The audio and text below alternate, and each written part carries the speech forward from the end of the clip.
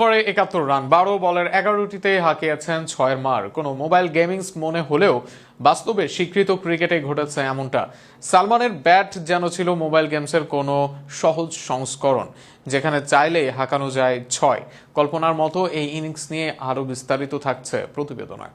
Kerala cricket লিগে শনিবার যেন দেখা গেল একেবারে রূপকথার ইনিংস। ভারতের ২৮ বছর বয়সী প্রথম শ্রেণীর ক্রিকেটার সালমান নিজার ব্যাট হাতে নামলেন কালিকুট গ্লোবাল স্টারের হয়ে। প্রতিপক্ষ আদানি ত্রিবান্দ্রম রয়্যালস। ম্যাচের শেষ মুহূর্তে তিনি যা করলেন তা কেবল দর্শকদের নয়, পুরো ক্রিকেট বিশ্বকেই বিস্মিত করেছে। ইনিংসের শুরুর দিকে তেমন ঝড়ো ছিলেন না সালমান। প্রথম ১৩ বলে করতে পেরেছিলেন মাত্র ১৭ রান। তখনও বোঝা যায়নি সামনে অপেক্ষা করছে এক বিধ্বংসী অধ্যায়। ইনিংসের শেষ থেকে দ্বিতীয় ওভারে তিনি মুখোমুখি হলেন আইপিএলে খেলা অভিজ্ঞ পেসার বাসিল থাম্পির।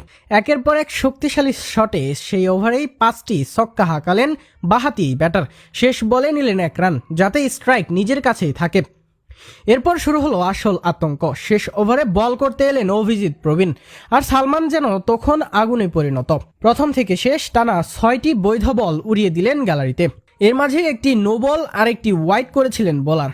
নো বল থেকে অতিরিক্ত ২ রানও তুলেছিলেন সালমান। ফলে ওভারটিতে উঠে মোট ৪০ রান, যা টি-২০ ক্রিকেটে খুব কমবারই দেখা গিয়েছে।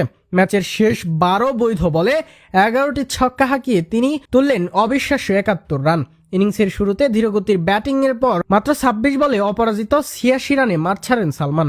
তার এই ধ্বংসাত্মক ব্যাটিংয়েই কালিকুট গ্লোবাল স্টার ১৩ রানে জয় ছিনিয়ে নেয় প্রতিপক্ষের কাছ থেকে। এমন ইনিংস ক্রিকেটে সচরাচর দেখা যায় না। বিশেষ করে শেষ ১২ বলে ১১টি ছক্কা হাঁকানো একেবারেই বিস্ময়কর ঘটনা। সালমান নিজার প্রমাণ করলেন এক ঝড়ো ইনিংস কিভাবে ম্যাচের ভাগ্য বদলে দিতে পারে।